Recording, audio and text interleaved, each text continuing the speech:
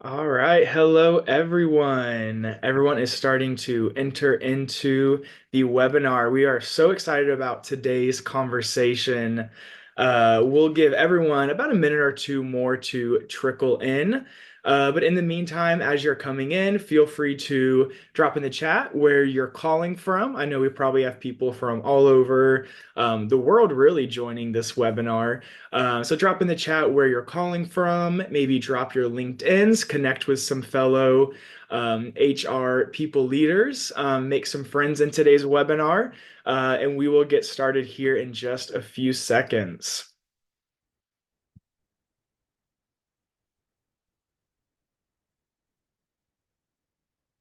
Awesome. Some people are starting to leave it in the chat where they're from. Well, my name is David. I am on the marketing team here at Bonusly. I am calling from Jacksonville, Florida. Usually is quite warm, but today it is finally feeling like winter. So definitely have my heater going, have the windows cracked open a little bit to feel that breeze because it's not too chilly. But just really, really happy to be here with you all today. We have folks from all over. It looks like America, Czech Republic, some over in Europe. Just you, another Fort Lauderdale, Florida. Yes, it is cold down here in Florida. Well, as you all are typing in the chat where you're from, we have just a couple of housekeeping items to go over. The first is Zoom automatically defaults the chat settings to talk to only host and panelists. So if you go to the chat, you'll see that little button that says everyone or host and panelists. Just click it and make sure you switch it to everyone so that way you can chat with everyone. And then the other piece is we will save some time at the end for a Q&A. And so as the webinar is going on, feel free to leave any questions you may have in that Q&A box. And then we'll get to those at the end. Sometimes, the chat moves quickly, so questions may get lost in there. So please utilize that Q&A box. And then speaking of chat, we love our webinars to be engaging. And so we have a few questions that we're going to go over with the panelists, get their thoughts on the topic. We want to hear your thoughts as well. What resonates with you? What are some things that you all may be doing that you want to share? So please make this as fun and engaging as you want it to be. And with that, we will introduce today's speakers. And so in honor of December 3rd, we're 3 days into the final month of the year, which is wild to say out loud. We want to know what your favorite part about the holidays is, whether it's traveling, whether it's a certain food you like to eat, whether it be, presents for the family. Drop it in the chat and then we'll hear from our speakers. And so, Radhika, Gemma, we'll start with you, Radhika. If you just want to share a little bit about yourself, where you're calling from, your company, and then your favorite part about the holidays. Hi, everyone. I'm Radhika. I'm the Chief Operating Officer here at Bonusly. Honestly speaking, I think I'm in my dream job, so really excited about it.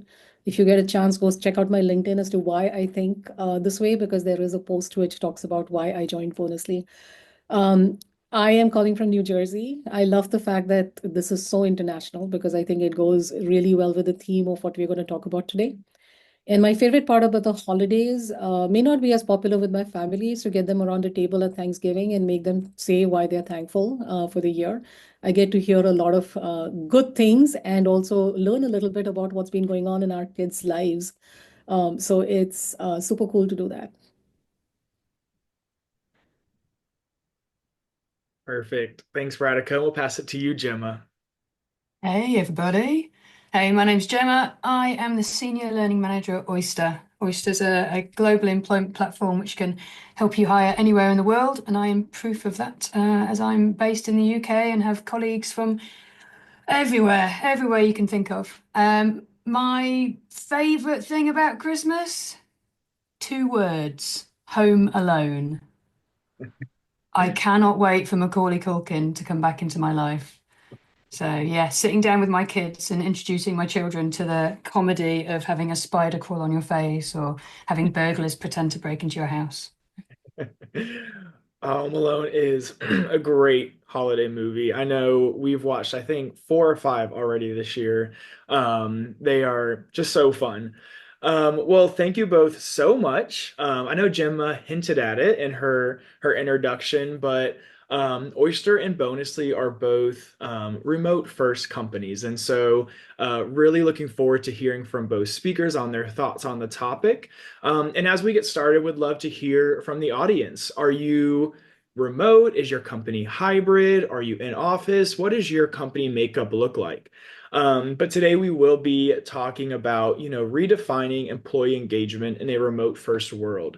And so we have, like I mentioned, a few questions that we'll go over with the speakers, and then we'll have some time at the end for Q&A. But let's get into it. We'll start with you, Gemma, with this first question.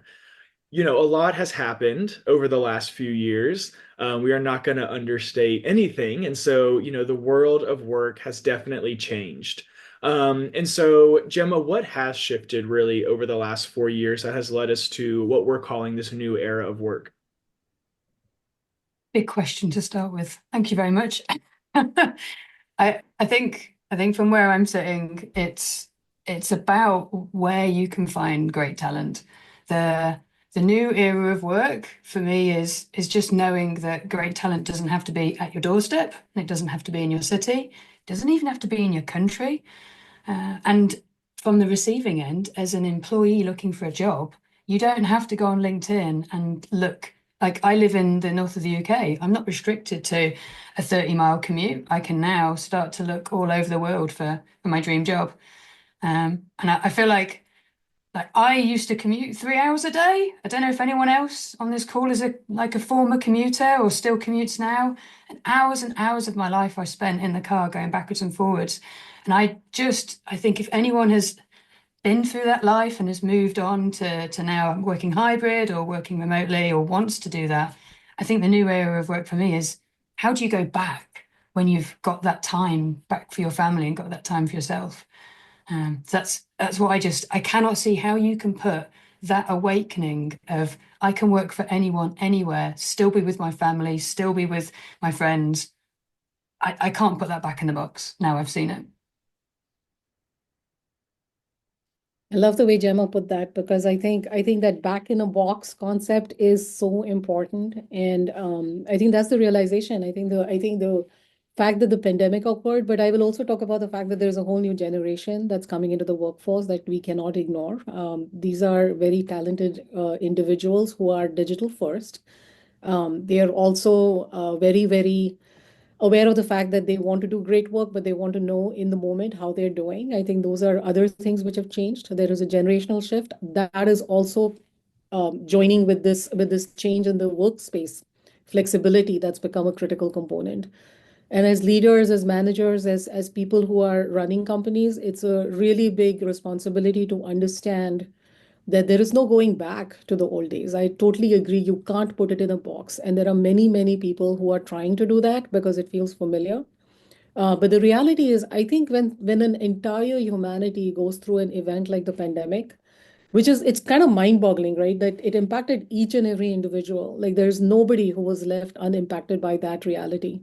I think it made us very stare at it in the face, is the way that I put it, of what's important to us. I think, and people have spoken, I think what's important is balance. That 3 hour commute is no longer attractive. Yes, there is a need to meet people and all of that, but that's the social component. I think social components can be fulfilled in multiple ways, but I will also say that there is a need to change the way that we think about it. The needs are not different than what they were before, but the ways in which we are going to fulfill them is going to have to be different. And that's what's changed in the way of work. And we have to be able to think about it and be intentional about it in solving for it. Absolutely. And I think that's one word that will come up repeatedly in this webinar, and that is intentional. And so, Radhika, you made a really good point that a lot of the challenges and maybe the obstacles that companies are facing aren't necessarily different. They may be looking different, but the core issues are really still there. And so, Gemma, we'll go with you actually with this the second question, just going off of that. But what specific challenges are companies facing, especially in maintaining this strong culture in these remote or hybrid forms? Oh, culture is such an intangible thing to talk about, but I think for me, it's what I've noticed building always being part of the oyster journey, being part of building that, being part of building the culture. It's I think it's about how do you have those like body language? How do you have those moments where someone just says thank you for something? How do you have those moments when you're not in an office? How do you walk into a room and get the feeling whether people are happy and whether people are chatting and whether people are inviting you over? How do you talk about a certain thing without overhearing that conversation? And I think that, like, if you've gone from an office and you've gone to remote or hybrid, then maybe you've took that culture with you. But if you're starting afresh in a place and you turn on your laptop on day one and there you are trying to work out what it's like to be in a company, I think that can be a really challenging thing. The the way, like, one of the things that we've done at Oyster is we've talked about connection is work. Like, what does that mean? Connection is work. And put it like when you chat to someone over lunch, you think you're socializing. We want to put that as that's work. You're building professional trust.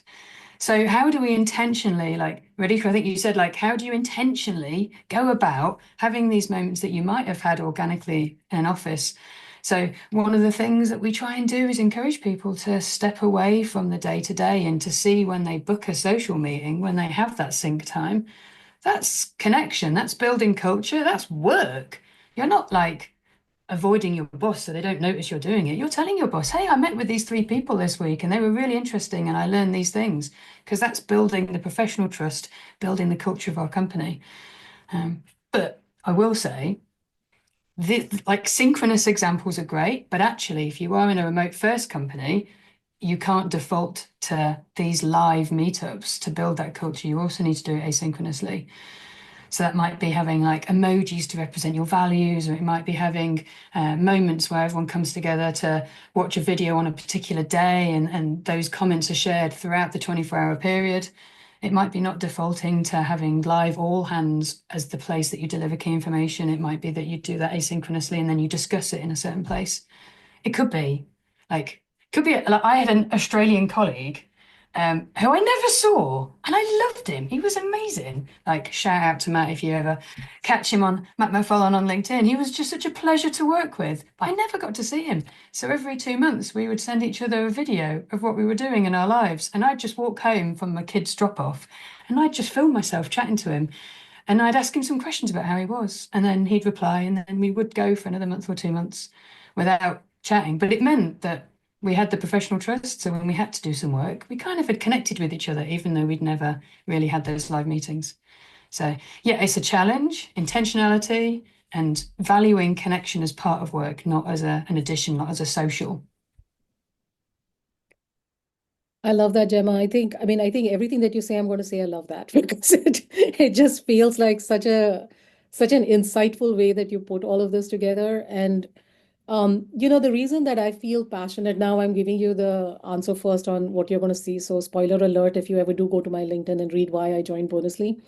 But really, I think that the biggest realization for me was I was a two-time user of Bonusly before this, one time before the pandemic ever happened, and then after the pandemic hit. And I think you said something really important that when we all worked in offices, there were visual cues, right, that used to occur.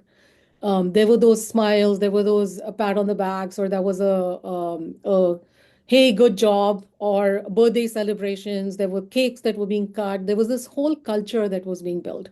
Now, I think culture got a little bit mistaken to be like snacks in the office and stuff. People started to use that word incorrectly.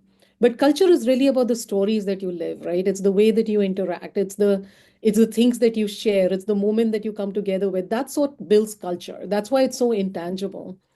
With remote working, all of the benefits that Gemma mentioned are true, that you can actually do all of this. But there is that part that started to get ignored.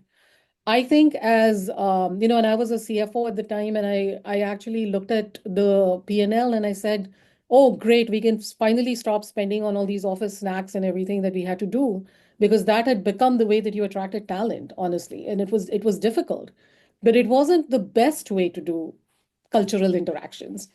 Um, in doing all of this, when we created that void, we tried to replicate through remote happy hours or virtual get-togethers where we'd cook something together, but or we would send meals to our employees at home as a caring gesture during COVID. Yes, that was great, but it didn't have the same dynamic of bringing people together. So at Bonusly, we said, okay, there is something that's missing. There is a void that's very real, and it started to reflect in company performance. And I don't know, you all are HR professionals. I don't know whether you're facing this pressure from your leadership to say, why is there not enough performance occurring, or why are the teams not engaged enough, or why are there retention issues?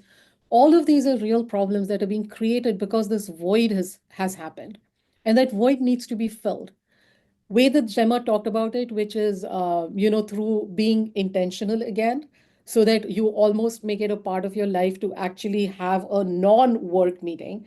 And the way that we do that in our company is we will take maybe 10 minutes in every meeting to actually do a pulse check where people can talk about how they're feeling, but also what's going on in their life that's impacting that, can be personal or professional. That is intentionality, right?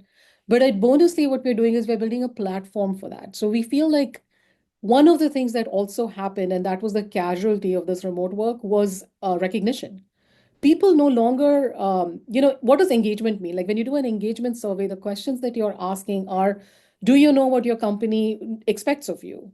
Do you feel like your work is recognized? Do you feel like your manager is interacting with you? Do you feel like your colleagues are talking to you? Do you have a best friend at work? These are the questions.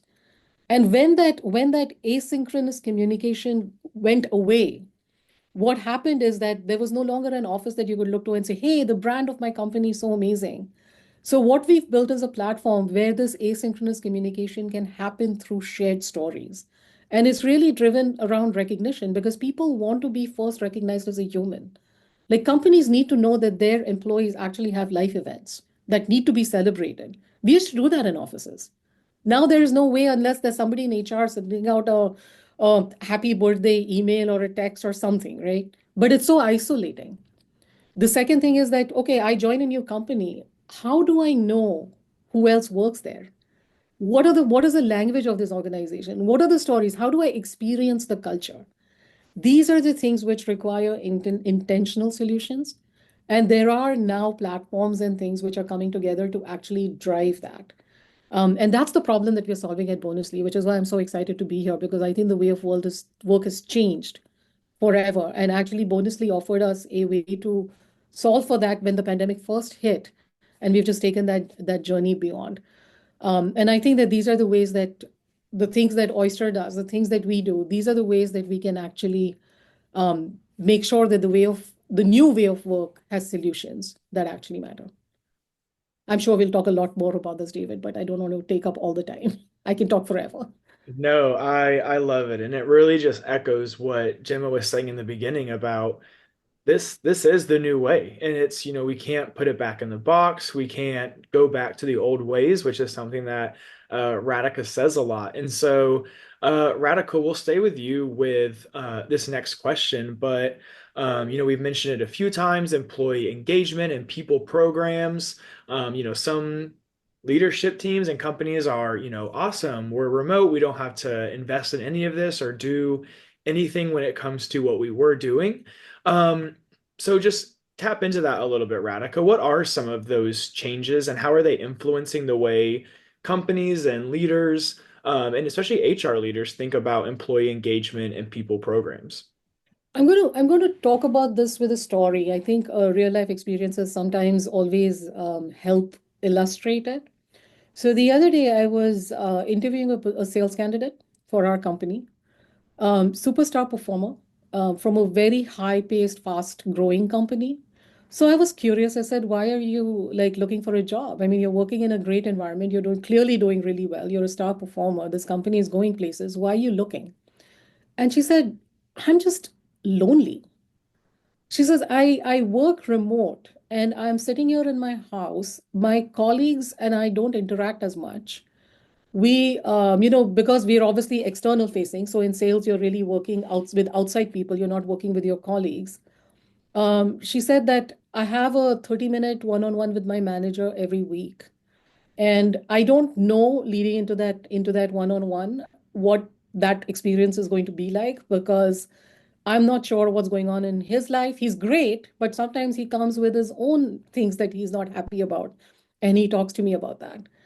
And also said that from the standpoint of I don't I don't know that he has the time for me because he has so many direct reports that he's not in a great position because he's not seeing what work I'm doing or where I'm working or which team members I'm collaborating with.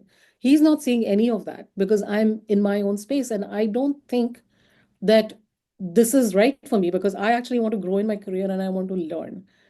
And she was interviewing with us specifically, Bonusly, because she saw the power of it.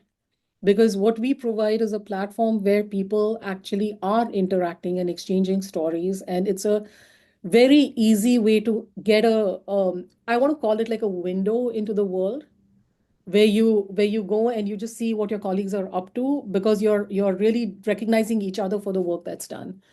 And it really puts the power, I think I want to say, mobilizes the employees to be able to take control of that communication, which used to happen in offices before, right? I think that these are the changes that we have to be conscious of. Now, what's going to happen in that company is that a star performer is basically going to resign and leave. And guess what that does to the manager?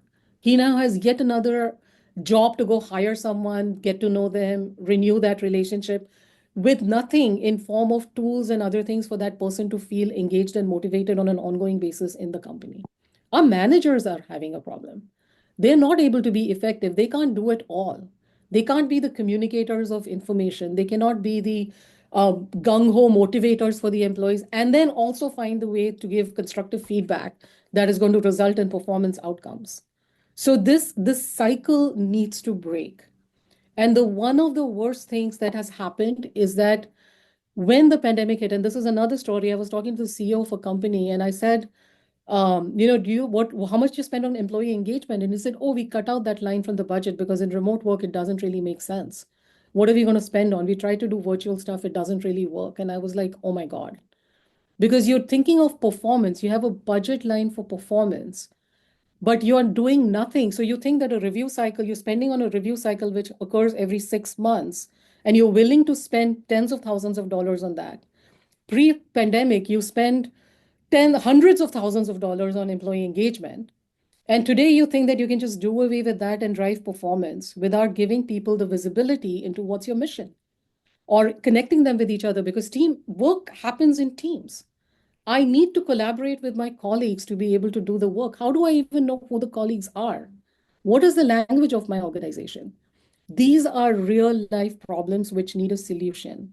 And these are the employee engagement programs that need to be reintroduced in a new way. There is no point in forcing, oh no, I am going to require people to come back. Again, another story. I was talking to an HR leader of yet another great company. And she says, oh, our founder is insisting that everyone needs to come back to office and our employees don't want to come back. What am I going to do with this? This is the HR problem. HR is really having stuck in the middle, right? Trying to figure out a way to make managers effective, to try to fix, and then the leadership is saying, oh, pull people back, let's go back to the old ways. It doesn't work. Leadership needs to step up and in reinvestment, not at the same levels of hundreds of thousands of dollars.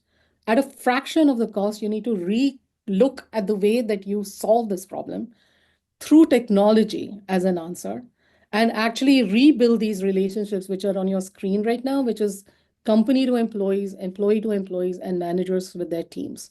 You need to build this. And there are platforms which do this. And Bonusly is tying that recognition base and bringing it along with performance in order to address this in the new way of work. And it's not just Bonusly. I mean, there are many others also. It's not about it's the solution. The reason that I'm talking about the software is because it is the new way. And in the world where you're remote, technology is what brings you together. So you got to look at different solutions for this problem. Um, I'll pass it to Gemma. Very interesting. And remote technology brings people together. I would argue, as the learning person, remote behaviors or behaviors are what bring us together, and the technology is the tool that supports us to do that. You are exactly right, and I concede to the learning expert. You're right. The That is the learning right nerd in me approach. just came out there. That's I perfect. I really appreciate this slide because it encapsulates a lot of what I've seen. Do you mind? I'm gonna share a story with everyone because it kind of feeds off the story you said of the salesperson applying for a role. And this is well, part of my job is running workshops, and I run workshops with teams on engagement. Um, Imagine we could do something that would make engagement 1% better in your team. What would that be? And then if you're watching this webinar, think now, in the team you're in, like, what would you want to happen to make something just 1% better? Because I think sometimes when we look at change, we look at big change. And actually, people might just need something to change a little bit for them to see forward momentum and then to build on it themselves. If you've got something in mind. What I do with people is I sit down and I ask that question, and I do it on behalf of the manager. And the manager's in the session. And this one I'm thinking of is when I did it with a team, and I asked everyone, I did it on a virtual whiteboard, and I asked everyone to bit of thinking time, and then we'll chat. Just put the ideas, what you think will make life 1% a bit better for you in this team. And it was so interesting because we grouped them afterwards, and everyone had multiple post-it notes, multiple stickies, whatever. And all of the stickies were grouped into two categories, apart from one. The first category was about, I want to be recognized. I want to have feedback. I want to know how I'm doing. And the second category was about, I want a safe place to talk about what's gone wrong. I want to know that there's people in my team that I can tell them this is what's happening. Those are both massive culture building moments. The third thing was from the manager, and the manager wrote, I want more socials. And this to me was like an absolute eye opener because this is why employee engagement, this is why engagement surveys, this is why the data you gather, this is why listening to your people is so important. Because in that moment, if the manager hadn't have done this workshop, I mean, absolute praise to the manager for getting in someone to allow to create that space and to have that open conversation and to say, look, I'll do anything that you guys we can feasibly do together. But if the manager had rolled out their plan, we'd have had a lot more socials. We'd have had pizza parties. We'd have had Friday, like cup of teas, drinking, whatever. Like that was the plan. They thought their team needed to bond, but the team knew what they needed, and they just needed a couple of moments where they could just safely say, "This was really bad this week. Did anyone else find that, or am I on my own?" Sometimes you just sometimes the smallest wins. And I find like it doesn't have to happen sync, it can happen async as well. But people just need to have a space where in an office they might just go like that on the corridor and you might slip into a room and be like, oh my God, did you hear? Like, what just happened there? But you can't do that in remote as easily. We encourage transparent communication. So having that space where people could do that, I just thought that was beautiful. Emma, But I'm gonna just add to that. I just loved what you just said because again, I'm saying it for the third time now, recognize.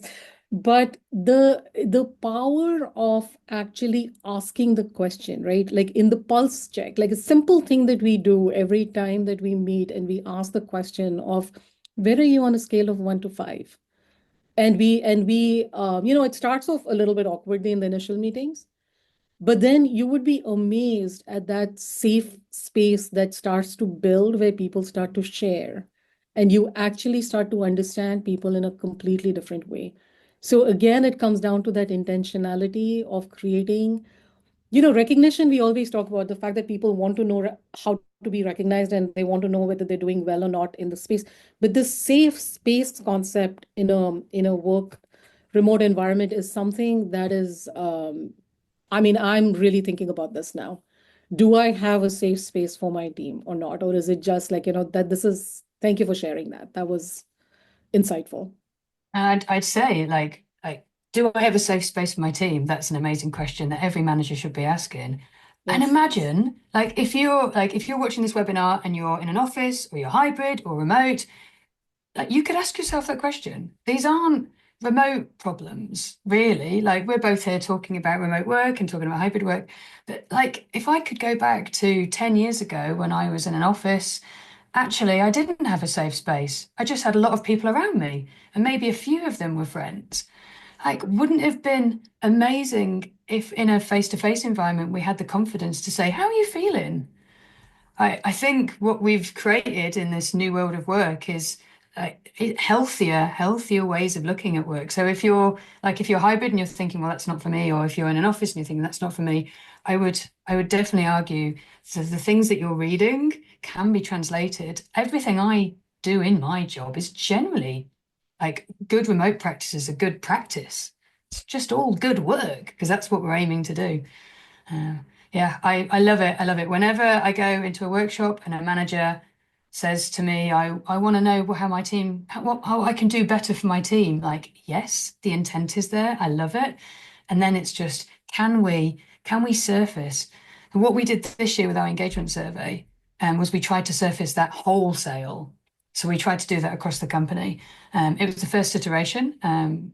So we'll see what happens. But what we did is we basically after the engagement survey and the managers had their results and they shared them with their teams, we basically said, each team, what would you do to make things 1% better? And then we asked them to surface that with the company. And what we saw is managers we're looking, everyone could see everyone else's in management. And this is like first line manager all the way up. And we saw managers going, oh, you want to work on that in your team? Oh, we wanted to do that too. Oh, actually, we've already developed that. Maybe we could help you. And we saw this like organic development of ways of working, which before had been quite siloed. So yeah, idea that might be helpful to people out there. It took a bit of work and it took a bit of a mind shift for people, I think, for managers to feel confident to put their ideas of their team out there. So the way in which we try to really tempt them is to say, look, if you put ideas for your team on here, you can also ask of the company. Anyone in the company can ask for something to happen, and we'll give those ideas, and we will promise every single idea will go to our leadership team, and they'll have the chance to see. So yeah, again, giving a voice, data, engagement surveys, but also like that discussion element where my manager really does care. My manager is going to make sure my voice is heard. It takes a lot of work, I must admit. I think I'm also starting to think that the engagement survey questions need to change with the new way of work because the standard Gallup may not be sufficient anymore because I think these are the important questions. Do you have a space to talk? Do you have a space to share? Do you have like, there I'm almost like thinking, okay, that needs reinvention by itself. Mhm. Could not agree more. And I think, you both just naturally set us up for the next question because, especially, in these remote and hybrid workforces, even dispersed workforces, whether it's different office locations and all, communication and especially collaboration are crucial, but often, a bit more challenging in these environments. And so, Gemma, we'll start with you. What techniques or tools or ideas do you have for the audience that can help improve communication and collaboration, especially in remote teams? I have a ton. Uh, Too many to talk about in this setting. We have started to document it and put it. Oyster has an open source handbook. It's called the Reef. I'll try and put a link into there. So if you do want to see like more tactical stuff, I'll share what we have. But I would say the biggest thing that I've learned, and I am the learning person, so I would say this is behaviors are what make the difference because there are loads of tools out there and there are some amazing tools that can really support your behaviors, but you definitely need to have an understanding of what behaviors you want to happen to create this collaboration and communication. So I can share what we've done at Oyster is we've created the Oyster operating system. So basically, as your operating system on your phone or your computer kind of like writes the rules and routines of how work's done, we've done that for behaviors for remote work. So we have an operating system for how we do meetings, an operating system for how we communicate asynchronously, an operating system for we're building the one for knowledge at the minute. We've got lots of different operating systems, and the idea is when you enter the company, what do I actually have to know? Well, if it's about communication, we want everyone to know on day one that you need to assume good intent. You need to make sure that when you read a message, you think to myself, what's the positive way that I can read this? Because we can't afford for conflict at a basic level, especially when the sun's got to go around. The earth is rotating and it's going to take 24 hours to resolve an issue. So what we've done with the operating system, this Oyster operating system, is to just list out the behaviors in order of complexity. So like every meeting should have a goal is a basic thing that we would expect every Oyster to do. Being able to facilitate asynchronous input into a decision meeting might be a high level thing, and that would be something you did a bit later on as you progressed in the company.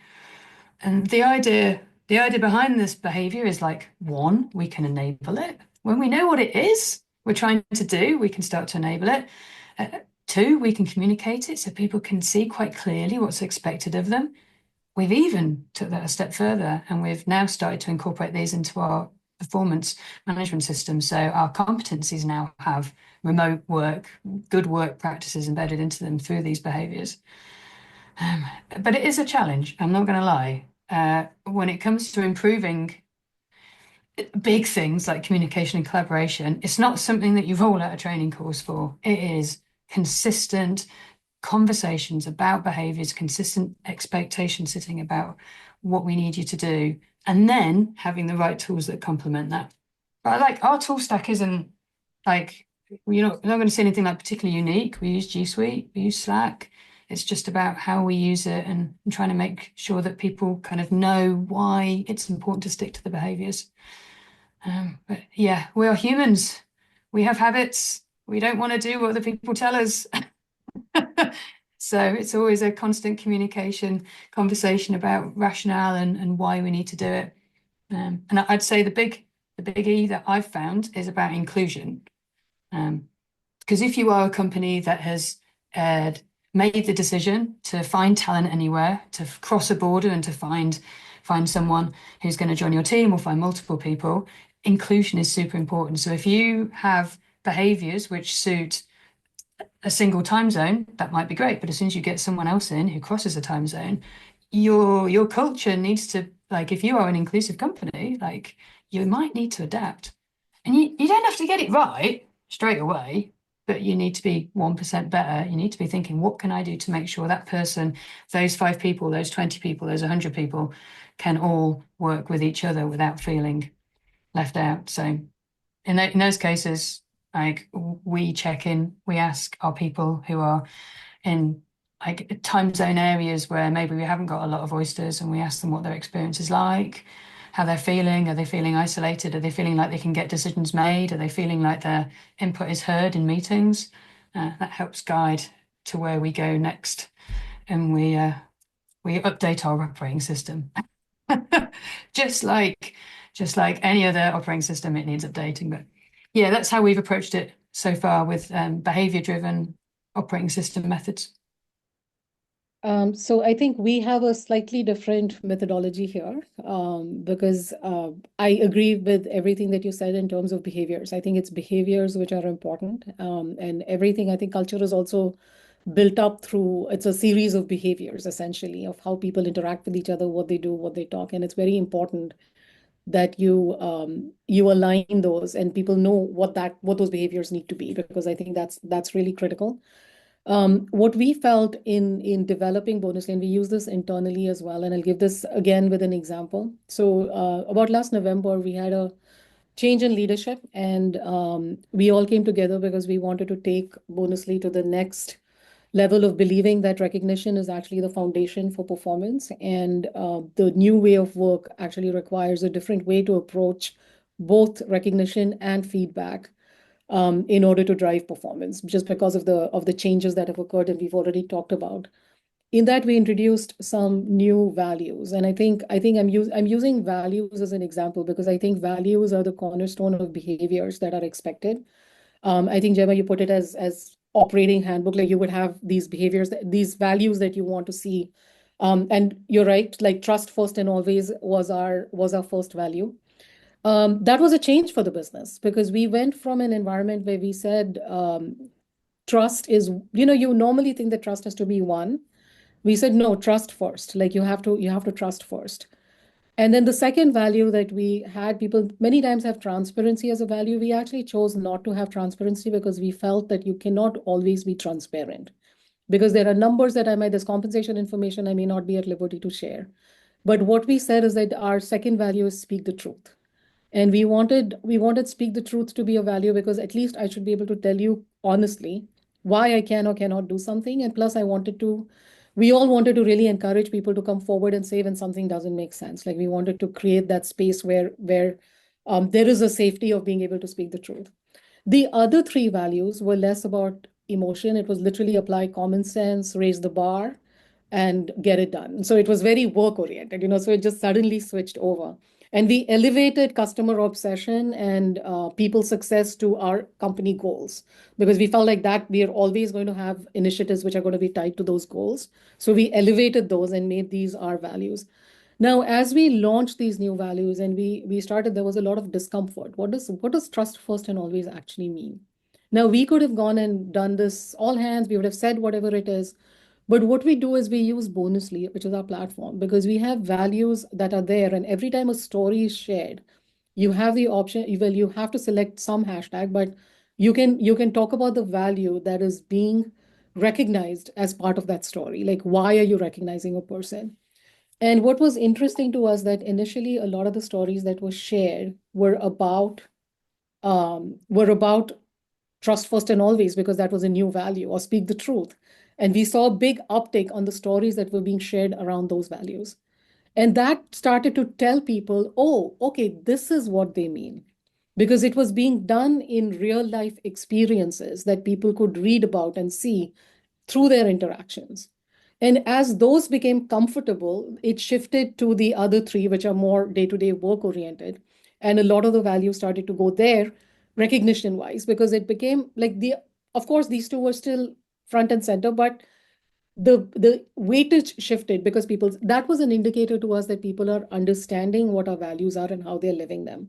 And even for new people who come in, this is what tools and technology does.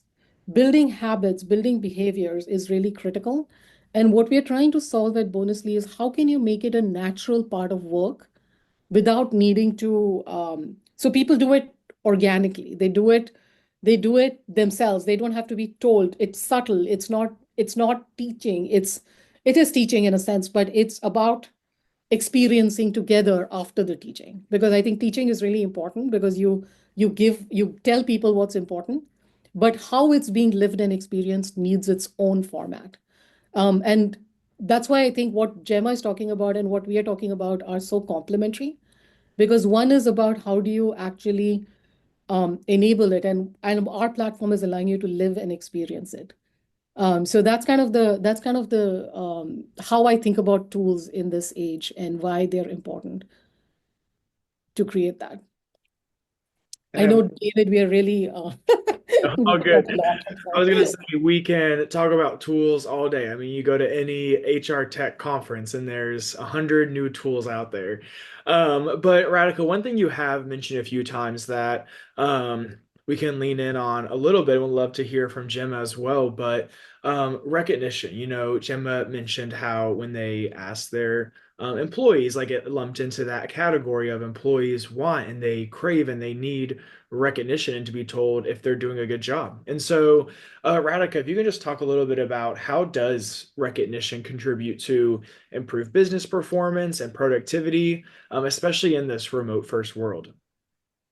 I mean, I think employee recognition in any world is important, because I think when you think about I mean, we go to work for a reason. We are doing things. We are working. But if you're not getting to know whether that work is correct or it's going in the right direction or it's actually going to impact a company outcome, how do you improve from there? Like sometimes it's as simple as just knowing that you're doing the right thing. Sometimes it's about being told that, hey, maybe you need to do it a little bit differently, or maybe if you added this to this in form of a constructive feedback, which is also a form of recognition, it takes you to the next level. So employee recognition is very, very critical. It's just that in the old days, it was probably a lot more simpler because it was just happening in the natural flow of human interactions. So you would hear that recognition just happening in the flow of conversation. But that has changed now in the remote world. You do need intentionality to make sure that people know how they're doing and what their work is, and how that recognition actually impacts business performance. We are all working together towards a common mission and an outcome. We're not there just, maybe some of us are just to earn money, that is sure, because you might have another completely different passion. But it is important to give employees feedback as to how are they doing, is their work good, recognizing them for their efforts, and then pulling that forward and really helping drive their performance through feedback that matters in the moment. It's really critical that it be genuine. Recognition for the sake of recognition is never a good thing. Especially, I hate the concept. I mean, I'm sorry, I'm using a very strong word, but I do hate it. It's this concept of a sandwich to give constructive feedback, where you're coming at it. Oh, give positive recognition. Then you say add a but. Then you give the constructive feedback. Then you end it with another thing. That's not genuine to me. Genuine is when it's occurring because it happened today. What I did, and I know that I did this today. I know I'm getting recognition for what I did and the fact that I know why, because the story is along with. And it's not got any plus or minus on the other side of it that along with this. Yes, I may still ask for constructive feedback. How can I do better? Because that should be natural to me, but not because it's a means to an end. So, this in the moment concept of both recognition and constructive feedback are really critical. And then that's what drives that symbiotic relationship. Employees actually just want to do great work and they want to excel and they want the company to succeed. That's my belief. So help them, tell them. Gemma? Assume good intent. Yeah. Assume good intent all the way. Assume good intent with performance. Assume good intent with communication. Yeah. I I've really enjoyed what you've said there. And I, as a learning specialist, as a learning manager in a remote company, I, I can't sit everyone in front of me and guarantee that they're hearing a message, but I know if we can get there, if we can find the right learning tool and we can build the behavior to self-improve for managers, then we can get that message out to our employees that everyone deserves to know how they're doing. Everyone deserves to know what's their future. And actually, it's not about having a pizza on a Friday together, although some teams might love that. That's great. The important thing is that everyone walks away at the end of their working time knowing that they've contributed and the world's moved forward a little bit because of their input. Otherwise, you get quiet quitting. Otherwise, you get LinkedIn searches. Otherwise, people start to look elsewhere. The reason I stay in my job, like Radhika, you've said like you're in the best job, like best job ever. Like I would fight you. I'm in the best job ever. I can see that though, Jeff. I see the same passion that you have for your job that I do for mine. And I actually think that I can think of 1,000 ways that I'm going to connect with you. So offline. The great thing is like I like when we talk about building culture, I feel like one of the strongest cultures you can have is a group of people who all think they've got the best job ever and all want to learn and all want to do better. And like you create that from honesty from someone who knows you saying, hey, that didn't land, but I think if you do it this way next time it will. Um, Makes sense. Building the safety, building the rituals to be able to have those moments are super important. Absolutely. And I think, you said it so well there, like assume positive intent. And I just love when Radhika always says that because it's true when she says that people want to do their best. They want to do a good job. And so how can we help them? And so Gemma, how you've constantly said, just simply just ask sometimes, just ask what they need, ask what they want. And I love the question you said earlier of if you can do it 1% better, because that makes it seem so less of a intense question and makes it seem where you could get, a lot more answers out of it. We have one more question before we move into the Q&A in the last few minutes here. And the last question is really where do we go from here? I mean, I assume the majority of the audience here is HR leaders, and one thing we talk about a lot is HR is oftentimes tasked with the impossible. And so I know Radhika talks about it a lot as well, but it's not just HR's job, it's leadership as a whole's job. And so as we head into 2025, remote work, hybrid work, this new era of work is not going anywhere. What needs to change to enable this employee engagement and performance and this really just people's success? And what are some steps that leaders and HR leaders can take? And we'll start with you, Gemma, and then we'll end with you, Radhika. Oh, big, bold question it was a strong question at the start and a big, bold question at the end as well. Thank you, David. Um, I think for me, it's being brave enough to listen. Like we've done things a certain way for a long, long time.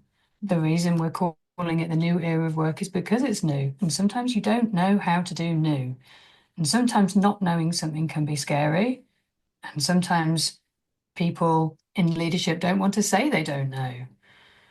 I think one of the biggest things we can do is to accept that some of this is going to be new territory for us to discover as a company. And sometimes we can't look at the company next to us and say, how are you doing it? Because actually, culturally, they're very different. They're spread across different countries. Their people have different experiences. So I think the most powerful thing we can do is to learn from others and to look at ourselves and to ask ourselves the question of, is this the way things should be? And what can we do to make it a bit better? I would stress not to look at what does perfect look like. What does being the best look like? Not interested in being the best. Like, yeah, I'd love to work for the best company in the world. Like, I think I do. It's amazing. But we've got here by very like small forward movements, and we're still learning and we're still growing. And there will be lots of changes in the next few years as we get a handle on how work changes further. But I would definitely say if you are, don't be scared. Don't be scared of finding talent across a border. Don't be scared of working with someone in a different time zone. Don't be scared of employing someone in a new country. These are all opportunities. And when it comes to making it work in your company, just listen to your employees, listen to their experiences, and see what you can change and do just to make them feel heard and included in the way that they want to be included, not in the way that you think they want it or in the way that you would appreciate it.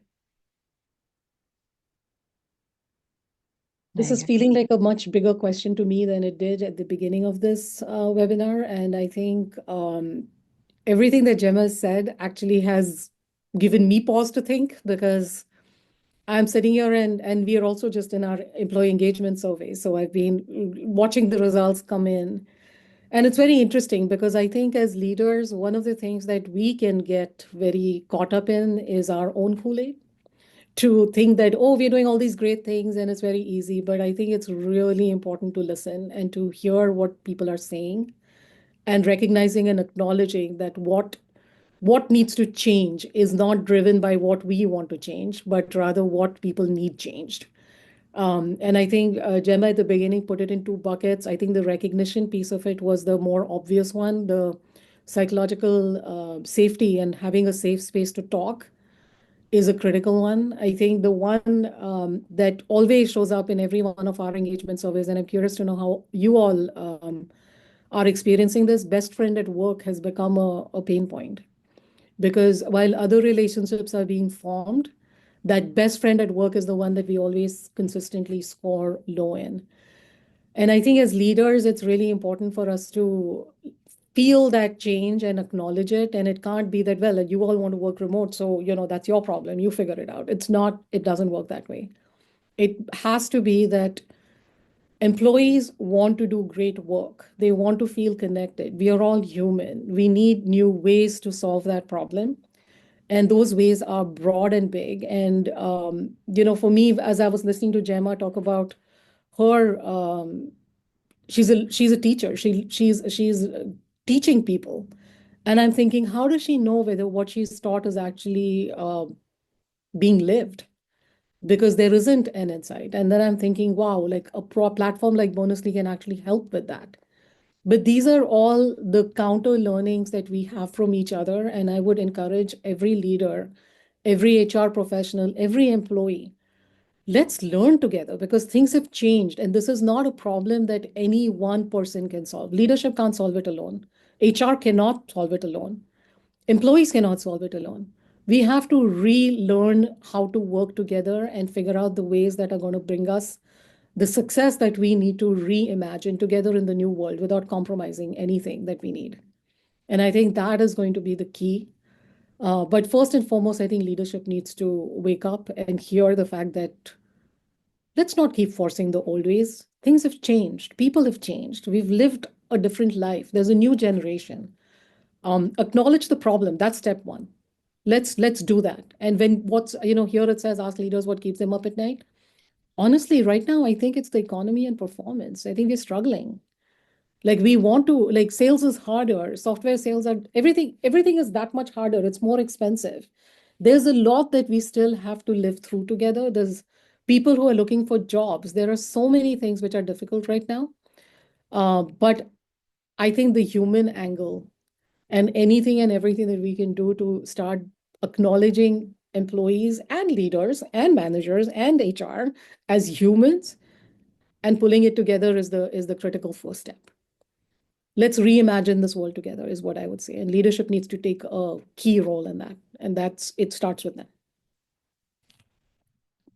Absolutely. I think, what a great question to end on. And I think both of you, I learned so much from both of you. And I mean, I sat in on, meeting with both of you. And so I know the audience, probably took away so many insightful bits from this webinar. And so thank you both so much. And we will launch a quick poll here.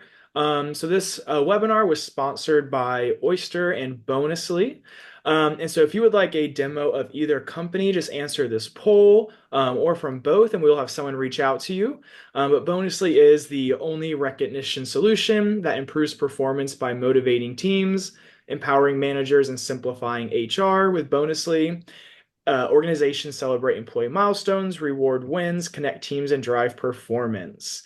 And then we have Oyster, which, hiring anywhere in the world opens up a world of opportunities, but it comes with a lot of unknowns. There are local laws, taxes, competition, and employee expectations to navigate. Oyster is here to be your trusted and strategic partner on all things global employment. This is both as software and also all the amazing humans at Oyster whose job it is to get you set up, help you expand, and back you up on the tricky things like offboarding. And so if you would like a demo from Bonusly or Oyster or both, answer that poll and someone from each company will get back to you